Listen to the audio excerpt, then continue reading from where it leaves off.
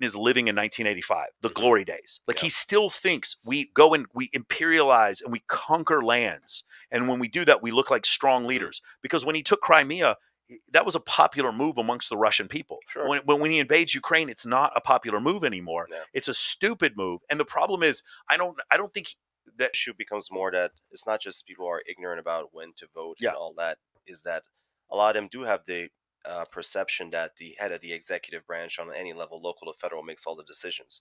You know, when you ask most people, like, who is your congressman, who's your state or state senator, they don't understand these things. They don't know. Yeah. Because if you change all of that, then you can actually make a meaningful change. The problem is people can't even identify who these people are. Of course not, yeah. So they can't even participate into the primary level. My election was in the primary level. Mm-hmm. My district in Collin County is basically red. Whoever wins the primary, that was going to be the end of it. And then if people understand how government works, like they need to actually know who their reps is, then we can start making meaningful change and fight back on the state level. Yeah. But a lot of people are just not going to take their time to do that. Yeah. It takes a lot of men pushing this. Like, that's why I bring you on the show so much, because we don't have anybody pushing this like you do. Like, there's nobody talking about this type of stuff, and especially in the red pill sphere. We're all about solutions. We always talk about solutions, but the solution, if it's hard, we're not going to do it. We like the easiest solution. I'll give you the best piece of advice I can think of, and this is going to sound incredibly vapid and shallow, but you got to go viral. If you do that, then it's like this.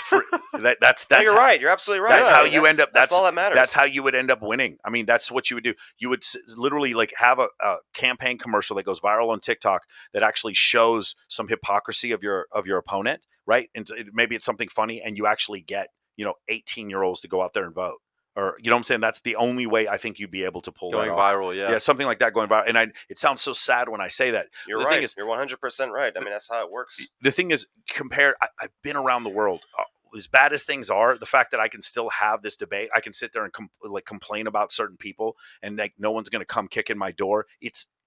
There's a book. It's called Enlightenment Now by Steven Pinker, and he talks about how crime is at an all-time low.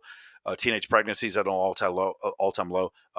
Police in the U.S. or the whole world. Police brutality is at an all-time low. All these things, the amount of women that can vote, the egalitarian nature of the planet, all these things. It's like it's clear, like that the amount of the percent of the population that is below the poverty line is decreased, even though the richest people are disproportionately richer than the rest of the population. So more so than at any point in history, I think like the top 12 billionaires on the planet have as much wealth as like the bottom 40% of people on the entire planet. Half the Earth's population still lives on $1 a day. But the fact of the matter is fewer people are in poverty than at any point in history. We forget that. And we think that things are worse. So we think we're on the brink of World War III. This is like really what the media does.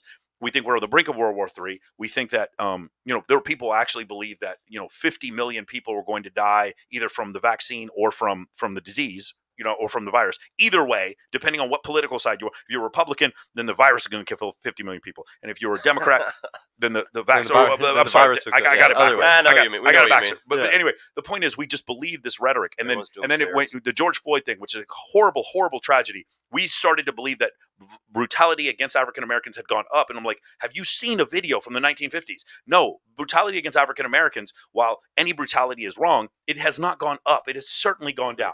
And then we have women who will come on these shows and be like, our rights are being infringed. And you ask them a simple question, what rights do you have that are being infringed? And they can't come up with a single one. And then you say, like, but it's like things are better. Now, is the price to pay for things being better that men are weaker? Yeah, that's one of the prices that we pay. Can men not talk to women face to face anymore? Yeah, that's another thing. Do people talk shit online like crazy with like anonymous avatars? Yeah, that's what they do now. That's how they communicate with each other. Are those things absolutely worse? Yes. But I will tell you right now, between like a bank robbery where like a bunch of people get shot and they try to run out of the bank versus like some cyber crime, I think the world is better now. And I think because of that, it goes back to the thing you're saying. We're so far away from the survival scenario. Mm-hmm. We're all arguing while we have a roof over our head, while no one's got a gun to our head, and while we get 3 square meals and we have a really comfortable place to sleep. And a lot of us like have a beautiful wife at home and kids, and our kids, while they may be going to school, and we may have a discussion about whether our kids can learn creationism or evolution. The reality situation is our kids are not being told about the National Socialist Party You know what I'm saying? It's not quite that bad. It's like, and by the way, I went to a school that was indoctrinated with political bullshit when I was growing up, and afterwards I turned out fine because I was able to educate myself afterwards. But the thing is, the thing we have to remember is things are not that bad. There's a massive trade-off, though. You know There how I is. know it's so great in America still? Yeah. You know how I know it's still the greatest country in the Because world? everybody's fighting to get it here. You got it. Yeah, Yep. everyone's fighting to If get here. somebody's dying They're to get risking their here, life. then You it's got yes. it. If you will die to get here, then that says something about the fucking And country. the whole thing about the demise of the West, I just, when I say these numbers, it's like it just shocks people. There's $96 trillion of all, if you added up all GDP from all the 200 countries on the planet, it's $96 trillion. The United States is $23 trillion. That is 1/4 of the planet's GDP. We have 5% of the Earth's population and 1/4 of the planet's GDP. The next country after the United States is China with $17 trillion GDP. After that, it's Japan with $4 trillion. That means the United Kingdom isn't even $4 trillion. And Russia has the same GDP almost as Mexico. And people like, So but if sad. you were to ask people online, they'd be like, no, it would go the United States, and then it would go Russia, and then it would go China. Like, they legitimately don't understand. Russia is a poor Eastern European country. It's true. They think Russia is the Soviet Union from 1985.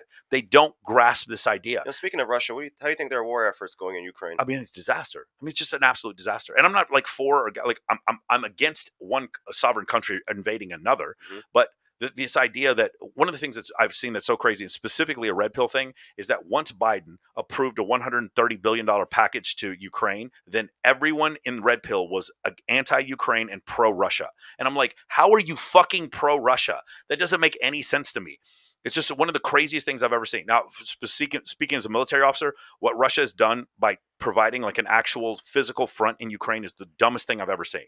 Like, they're actually like they're prosecuting a land war in Asia. This is the stupidest thing I've ever seen in my life, or Europe, depending on where you draw the line there. Yeah, sure. This is the dumbest thing I've ever seen in my life.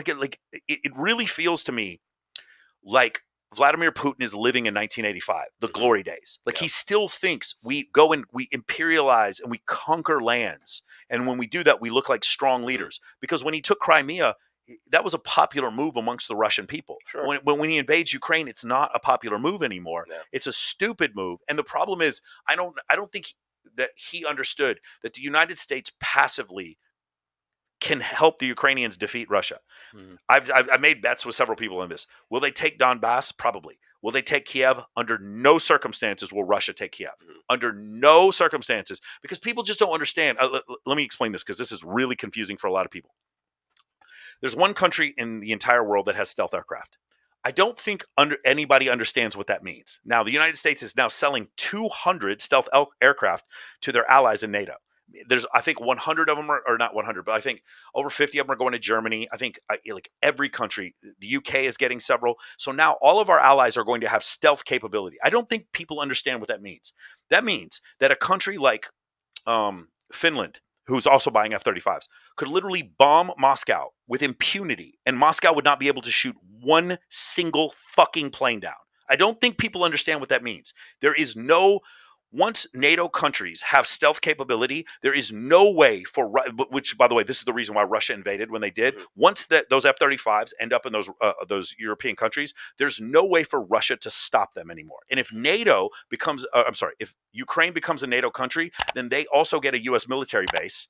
And once they get a U.S. military base and they have F-35s, Russia literally at that point would not be able to defend itself against Ukraine. And just to remind the audience, Michael was an officer in the U.S. Air Force. Can you speak a bit about the Russian anti-aircraft capabilities like the S-600? Do you think that has any chance against stealth technology? No, it doesn't. And not only does it not, the problem is this. I don't think they can shoot down conventional bombers at this point. Like there's never been I believe there has never been a B-52 shot down. There's never been a KC-135 shot down. There's never been a B-2 shot down. There was one F-117 shot down, and it was shot in Yugoslavia. Yes, and it was total fucking luck. I don't care what anybody says. It was, again, eventually, if you put enough flak in the air, you're going to shoot somebody down. So that did happen. So I believe what happened is the stealth the aircraft was damaged, and the stealthness of the aircraft was was damaged, and that's the reason why they were able to shoot down. Hey y'all, Sergio here. I just want to mention I've created a completely free guide that shows you exactly how I went from having low confidence and being painfully awkward around women to easily meeting and dating numerous high quality desirable women in real life without the use of any dating apps or social media. So if you're struggling to get out there, if you have approach anxiety or don't know what to say or how to interact with women to make them want you and are sick of using dating apps with low value girls that hundreds of other guys have been chatting with, click the link in the description below to grab your free guide right now. And if you want private mentorship with me personally to help guide you every step of the way in this process, check out my mentorship program in the description too. I would be happy to help you reach your dating goals and overcome any obstacle you may face. And trust me, if I can do it, you can do it too. I hope to see you soon. Peace out.